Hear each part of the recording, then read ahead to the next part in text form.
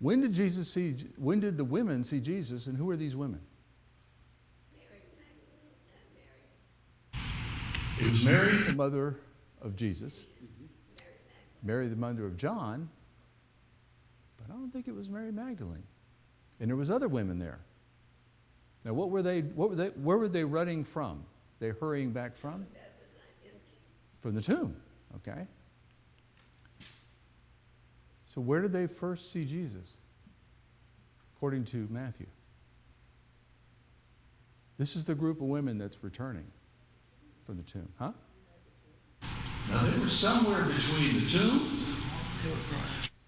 and Jerusalem. Don't know where. Wasn't far because they weren't very far apart. So in Mark, a little bit different. That's all Matthew talks about. In Mark, when Jesus rose early on the first day of the week, he appeared to first to Mary Magdalene. So first to Mary Magdalene is what Mark says, which was at the tomb. And then he appeared to the women when they were running back after leaving the tomb. He appeared first to Mary Magdalene, out of whom he had driven 7 demons. She went and told those who had been with him and who were mourning and weeping. So you get a snippet here out of Mark, but it's really condensed. So who was the first one to see Jesus? Magdalene at the tomb. The women came somewhere different. Someone, maybe, does time exist for Jesus? I don't know. He's here in our particular framework, but he then met the women on the way, and he gave them a message. He said, don't be afraid. So who did Mary Magdalene tell?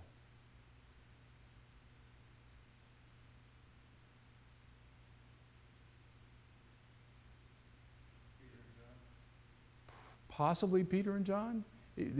Mark says it was to those who were mourning and weeping. So it would have been the disciples. Would have been probably the 11, but we don't know. It doesn't say. It's not specific. Mark was, like I said, these are snippets. But if we go to John, we get a lot more. Then, and I'm backing up a little bit so we get perspective. Then Simon Peter came along behind him and went straight into the tomb, him being John. He saw the strips of linen laying there, as well as the cloth that had been wrapped around Jesus' head. The cloth was still lying in its place, separate from the linen. Finally, the other disciple, which was John, who reached the tomb first, also went inside. He saw and believed. They did not understand from the scripture that Jesus had to rise from the dead. Then the disciples went back to where they were saying. So why do you think they didn't understand?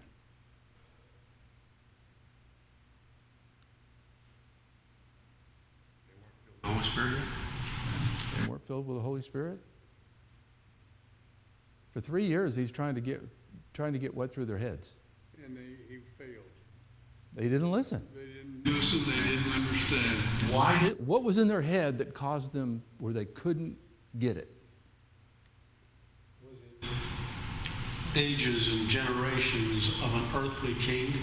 Yeah, I think it was the Earthly kingdom, the earthly king, establishing the Jewish state as a preeminent state. That was just so stuck in their minds, they couldn't wrap their heads around what he was trying to teach them. All they had seen, if you try and put yourself in their shoes, they're trying to grasp a lot of stuff. Oh, yeah. They had 3 years, but it was a lot of stuff. But it's not just learn something, recant it. Right. It's learn, understand, grow. You know. And they had a lot of growing to do because they had that cultural philosophy, and then they had whatever teachings they got from the Pharisees and the chief priests that had that same thing. It was just totally reinforced throughout their society as far as what was going to happen. You know, how that last promise that was given to Abraham was going to be come to be. That's another one. What did they do after they saw what was in the tomb? shroud or whatever you want? Yeah. Yeah, what did they do? They ran. They just went back. And John makes sure everyone knows in the book of John that he outran Yeah, he outran Peter when he got there. They ran to get there, but when they looked in the tomb, he was gone, the linen was sitting there, they went, I don't know. They're still looking for an earthly body. Yeah, they're saying, I don't know what's going on. You know, he's gone. But that was all they knew. Now, Mary stood outside the tomb crying, so that's why I went to that, because John leads into this one. As she wept, she bent over and looked in the tomb. So she's there. I don't think she ever left, necessarily. So she's there at the tomb. Peter and John have left and gone back. And saw two angels in white, seated where Jesus' body had been, one at the head and the other at the foot. They asked her, "Woman, why are you crying?" "They have taken my Lord away," she said, "and I don't know where they have put him." So this is an expanded version of what's there, and you get a better idea of kind of the timeline of what's going on. Which Mary is this? Mary Magdalene. This is Mary Magdalene. So who did Mary first see and talk to? The angels, yeah. What did she believe has happened to Jesus? Yeah, somebody took him. Somebody grabbed this body and took off with it. He's dead. That's what she believed. He's dead. Somebody took his corpse. I want to know where it is. At this, she turned around and saw Jesus standing there. But she did not realize that it was Jesus. He asked her, "Woman, why are you crying? Who is it you're looking for?" Thinking he was the gardener, she said, "Sir, if you have carried him away, tell me where you have put him, and I will get him." So I don't even know Mary's looking up or anything. So why did Jesus and the angels ask Mary why she was crying? Huh? Well, what was Jesus' perspective and the angel's perspective at this point? Huh? Yeah, but what did he achieve? He'd risen. He'd conquered death. From their perspective, it was the time for what? Joy. Yeah, celebration. So he says, "Why are you crying? I won." You know, the angel, same thing. "Why are you crying, woman? Don't you understand what happened today?" And she didn't. She didn't. So what state or condition was Mary expecting to find Jesus? A decomposing corpse. That's what she was expecting. That's what she was looking for. Jesus said to her, "Mary." She turned toward him and cried out in Aramaic, "Rabboni," which means teacher. Jesus said, "Do not hold on to me, for I have not yet ascended to the Father. Go instead to my brothers and tell them, I am ascending to my Father and your Father, to my God and your God." Mary Magdalene went to the disciples with the news, "I have seen the Lord," and she told him what he had said, these things, and she told them that he had said these things to her. So how did she recognize him? It was voice, how he referred to her. So she may not have even been looking up. Don't know. We don't know. This to me is almost like similar to a Peter moment when Peter denied Christ the third time and they locked eyes. Yeah. This is her standing there talking, and when he says Mary, the way he had always said it, Yeah. that had to be one of those moments like, oh my, it's him. And we're going to have that same moment here with the two men. But yeah, there was something about either the way he said it or that when he said it, he revealed who he was. We don't know. But at that particular point, she knew who he was. So what information did Jesus give to Mary that seems to be more than he gave to the women? He hadn't ascended yet. He hadn't ascended yet, yeah. So she knew more about what was going on that particular day. So sometime that day, that first day of the week, he ascended. Don't know when. After he ascended, he was back. But somewhere in that day. But he gave a little bit more information. He gave when. It's the guards. Doesn't talk about the guards that were put there in place. So while the women were on their way, some of the guards went into the city. So we kind of have a little bit of backup. I'm in Matthew again. He talked more about the guards than he talked about what went on in the tomb. So, but went into the city, reported to the chief priests everything that had happened. When the chief priests had met with the elders and devised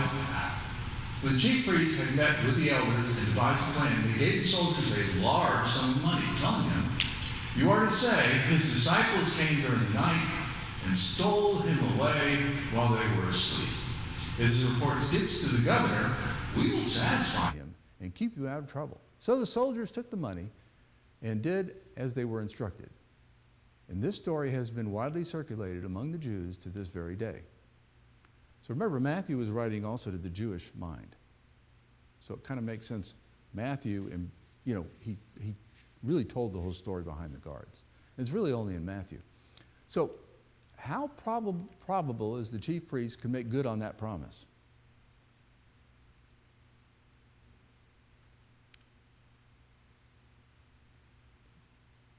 Whose guards are these?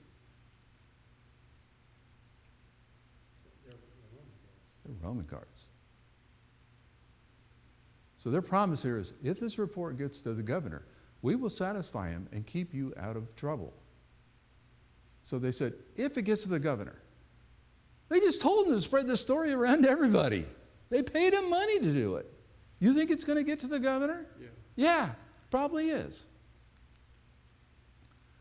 So what's the only interest of the chief priest?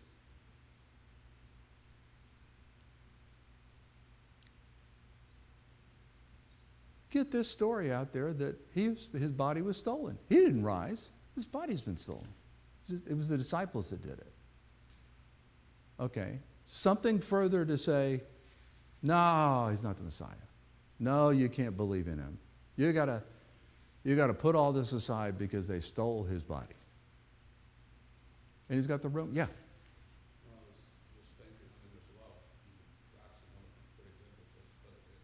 Back in Matthew 23, what did he tell those same chief priests and that they were filling up the guilt of killing the prophets and Christ? That they wanted to cover up their crime, and the Romans really didn't want to kill Jesus. It was the Jews that were after his head, and they were screaming and yelling, and so I think in this passage you're showing the chief priest, hey, we got to quiet this down, because if what he said was true, then we are the vipers that he was talking about back there. Absolutely. And of course, in the back of their minds, got to be ringing. It says, destroy this temple in 3 days, I'll rebuild it. It might be clicking now to say, uh-oh, that's what he was talking about. We've got to crush this idea that he's still the Messiah. You going to say something? Well, I'm just, that obviously they didn't carry that all the way through into thinking, because they still chased the apostles, and they never gave up on that until that temple was destroyed. Yeah, 70 AD. And then that, that all stopped. I don't want to get off of your subject here. Yeah. So, how did they get him to buy into the promise? They gave him a bunch of money. They gave him a bunch of money. Okay? Do you think they were going to, A, go in there and advocate on the part of a Roman to a Roman? You ever think they intended to do that? These guys were greedy, selfish, arrogant. Why would they do that? They paid money. They got the story out there. That's what they wanted. They didn't care about these guys. And going back, just to kind of go back into it, this is out of Matthew. And the next day, the one after the day of preparation, you can read all the way through that, but down to verse 65. Take a guard. So they went in there and said, we got to put a guard on there. And Pilate said, take a guard. Pilate answered, "Go make the tomb as secure as you know how." So they went and made the tomb secure by putting a seal on the stone and posting the guard. So, whose guard was that?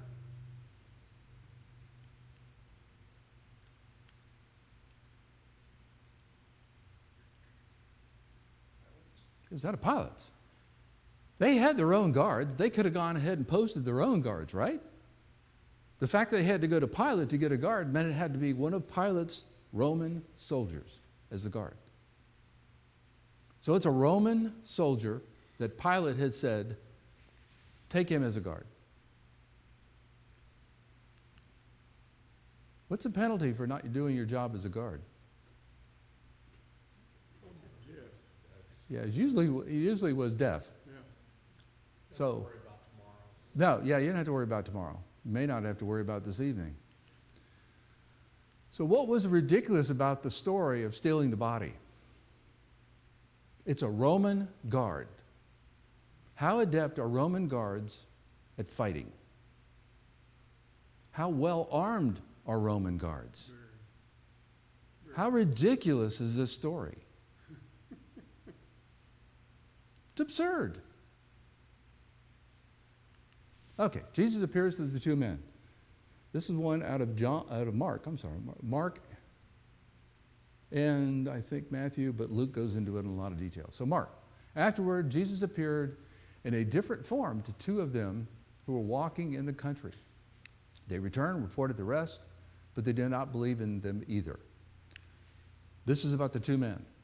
This is the whole account of it in Mark. So it's a real snippet. Okay. Remember, Mark was writing to the Roman mind, and he wrote to power.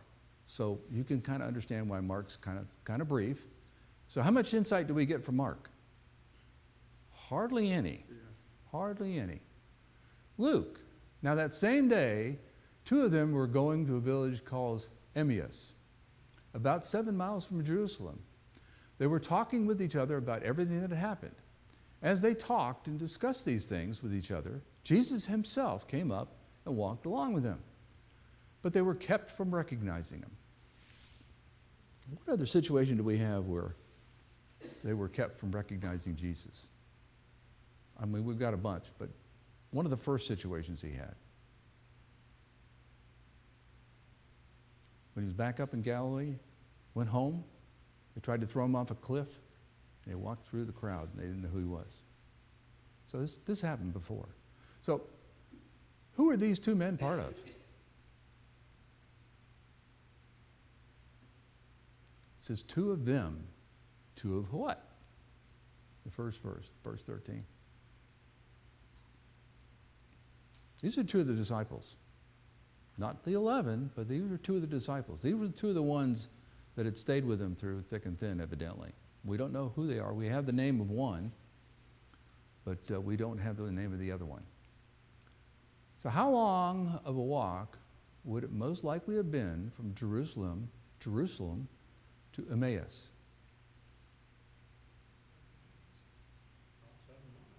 It's 7 miles. How long does it take to go 7 miles if you're walking?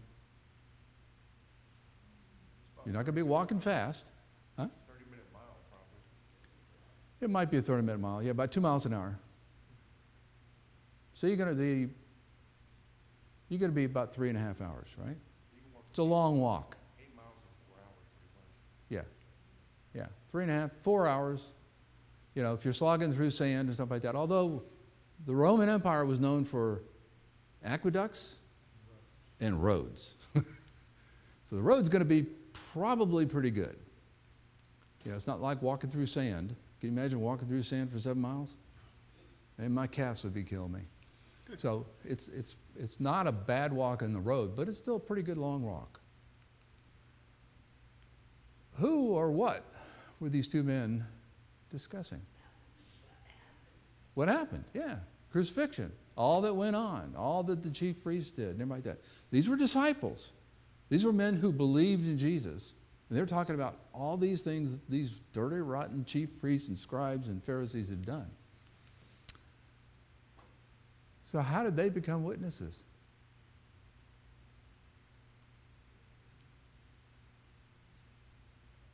Jesus picked them. So why didn't they know who he was? It was, didn't want him to. At that point, he didn't want him to. He wanted to hear what they were saying. These were two men he knew, and he knew well. He asked them, Jesus, what are you discussing together as you walk? They stood still, their faces downcast. One of them, named Cleopas, asked him, are you the only one visiting who does not know the things that have happened there in these days? What things, he asked. So he's having a little fun with them. What's the mood of the two men? Huh? They're sad, yeah. Their faces are downcast, okay? They've lost their teacher, the man that they believed in, the hopes that they had in him.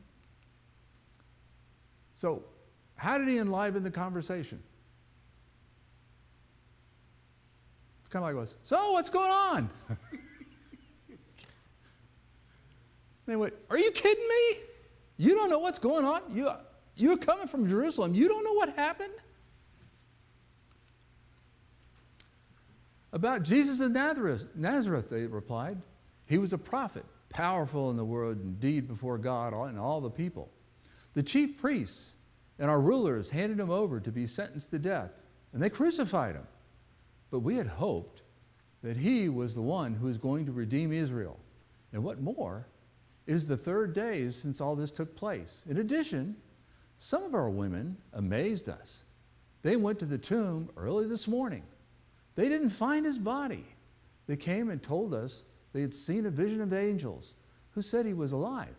Then some of our companions went to the tomb and found it just as the woman had said, but they did not see Jesus. So here Luke's telling the story of kind of what these two men are telling to Jesus as far as what was accounted. So they were in Jerusalem when the women came back. They've left after that time to go to Emmaus. Don't know why, but they've left town. So,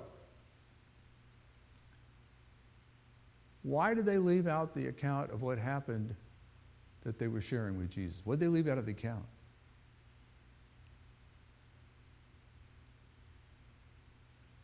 The women maybe didn't leave it out, but the men let. What did the women that went back from the tomb, what did he tell them? Found out that he had risen. He had risen. They talked to him. They held him. Matter of fact, he had to kind of say, let go, I got to go. Same thing with Mary Magdalene. They kind of left out that it says, they talked to Jesus. It's not in here. They account from these two men. So you kind of see how it's something that gets passed from person to person, sometimes it gets a little bit diluted. So that was what I was talking about. Now I'll go back to that one. Why might they not have put that in there? Why might the men have not said anything? Everybody's still trying to get their head around this. Yeah, that's too much for us to swallow. We're not even going to share that piece of it because, well, first of all, there were these women. They're just all, women don't know, So they didn't want to share that part of it. That might have been a reason too. He said to them, how foolish you are, and how slow to believe all that the prophets had spoken. Did not the Messiah have to suffer these things and then enter his glory?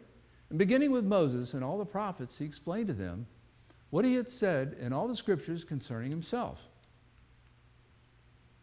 So how did Jesus react to the account?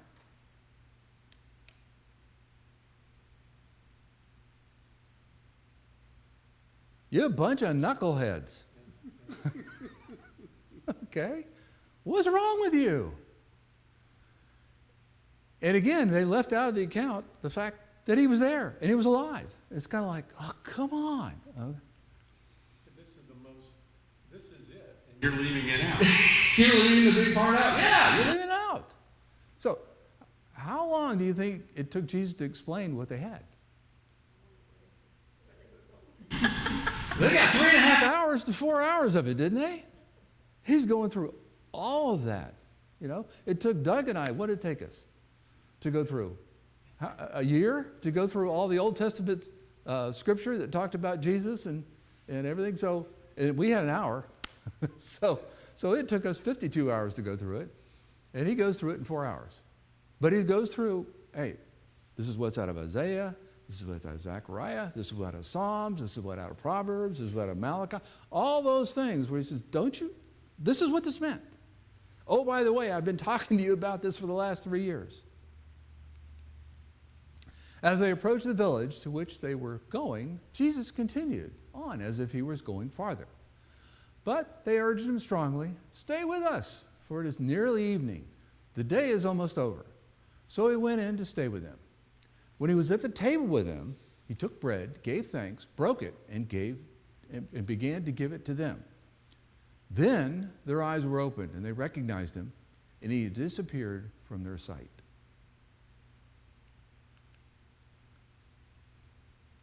What's maybe one of the reasons they wanted Jesus? Some of the reasons they wanted him to stay instead of continuing on. What was going on? More of the story? That was part of it. Part of it may have been is you don't travel at night. There's bandits. Okay, so there may have been compassion for the man. But certainly more of the story. What's going on? They were hungry for that story, that message. What opened their eyes?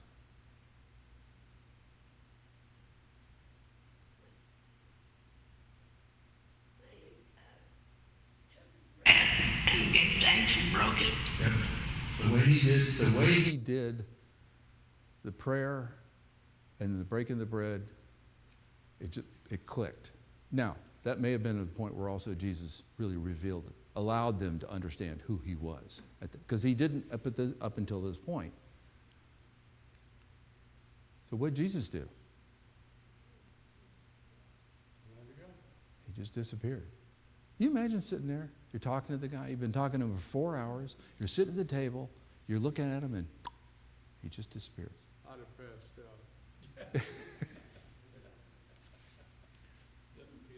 Similar experience when he saw people and right in the middle of, hey, we ought to build a tabernacle for these, for everybody. We'll get 3 temples going.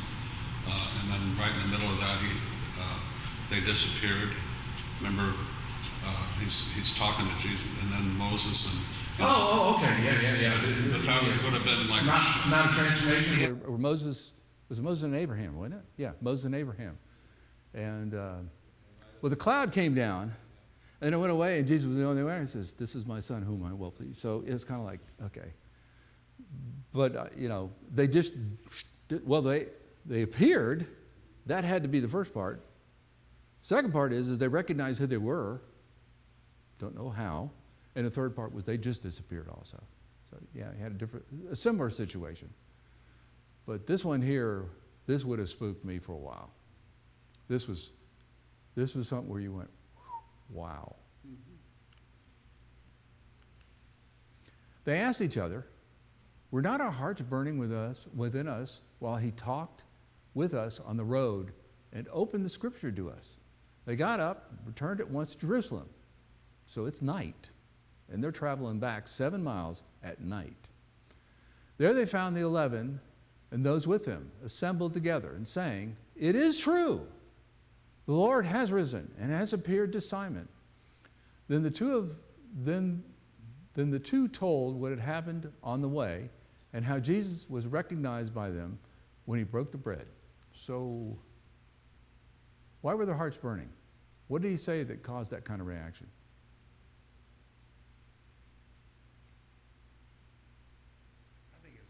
They in their subconscious or whatever, they knew who he was the whole time. But Jesus didn't allow their mind to recall it or something like that. So that's the reason why they knew the whole time who he was, but they didn't, until he let them bring it to the forefront, they didn't realize it. They couldn't, You couldn't realize who he was. Imagine in their place, you're a disciple, you've got something in your head, and there's horrible things that happened over the last few days.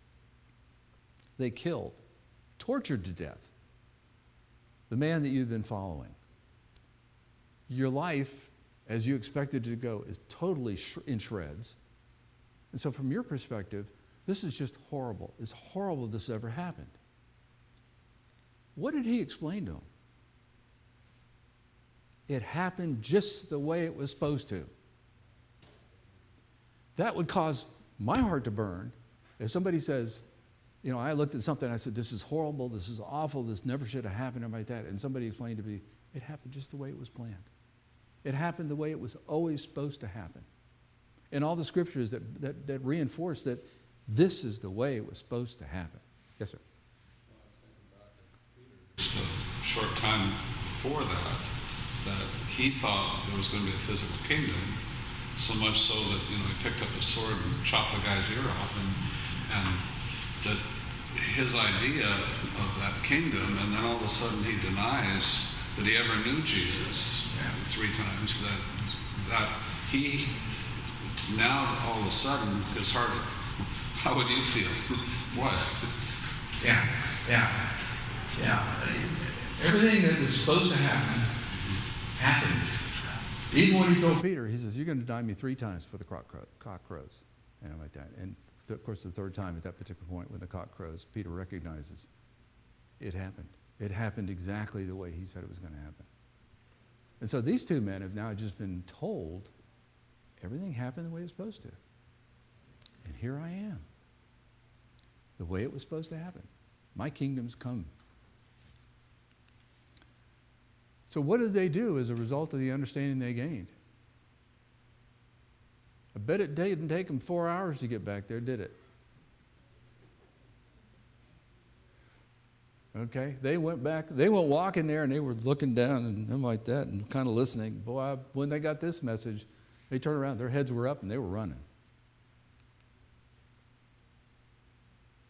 So why'd they tell the 11, it is true?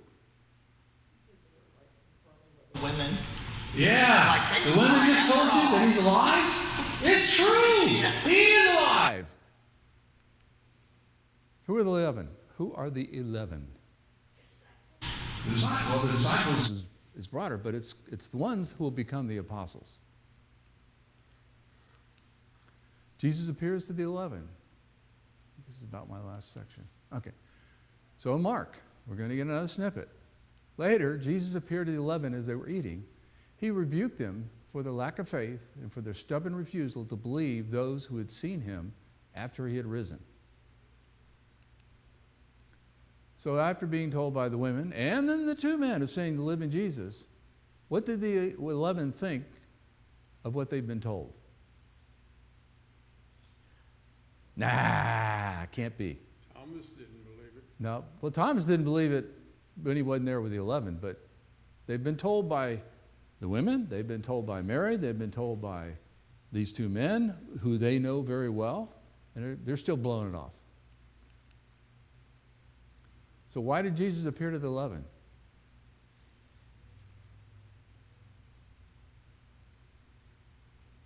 It's time to Because he had to. Lord, and I have to do this Because he had to. get them to understand. Yeah.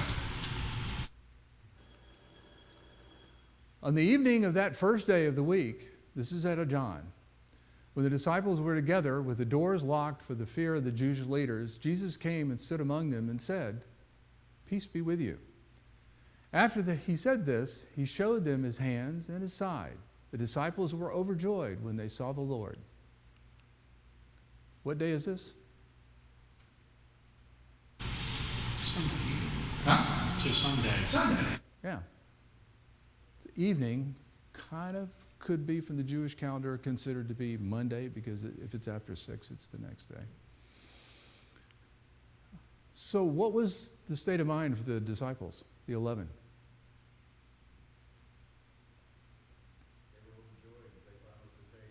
Well, they were overjoyed after he came. What was their mindset before? They didn't believe it, Fear. and they were afraid.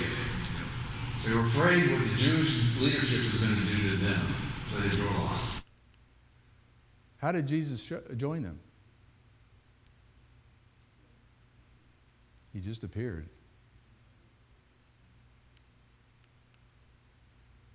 How did he greet him? Shalom. Shalom. Probably shalom. Unless he did it in Aramaic, and I don't know what it is in Aramaic. But he did greet them, peace be with you. And they needed that. These were men who were disheartened and afraid.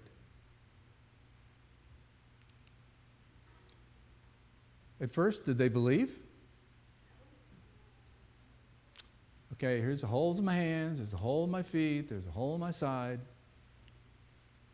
You know what I look like. They were harder to convince than the women and the two men. Right.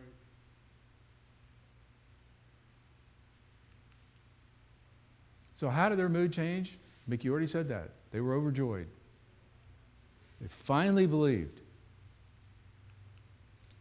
While they were still talking about this, Jesus himself stood among them. This is out of Luke. Said, "Peace be with you." They were startled and frightened, thinking they had seen a ghost. Saw a ghost, seen a ghost. He said to them, "Why are you troubled, and why do your doubts rise in your minds? Look at my hands and my feet. It is myself. Touch me and see. A ghost does not have flesh and bones. As you see, I have." So Luke goes into a little bit more explanation to say, how hard was it to convince these guys? What were they talking about as Jesus appeared to them? Probably talking Talking about what's going to happen to them. They were still talking about the crucifixion. They were still talking about how bad things were. Maybe, what are you going to go back and do now? You know, now it's over. And his initial reaction to just, boop, he's there. Startled and frightened. Yeah, right. I thought I saw a ghost. The ghost of Jesus. So, why did he have to show him his hands and feet? Yeah, so he knew who he was. He says, "I'm not a ghost." When he had said this, he showed him his hands and feet, this is out of Luke. And while they still did not believe it, because of joy and amazement, he asked them, "Do you have anything to eat?" They gave him a piece of broiled fish, and he took and ate it in their presence. So, did showing him his hands and feet convince him he was corporal?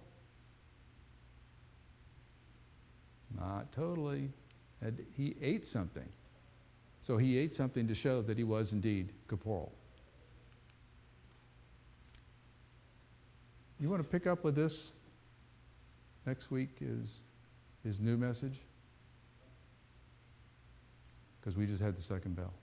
So, he's now going to give him a new message, his first new message to his disciples. And Doug will pick that up next week.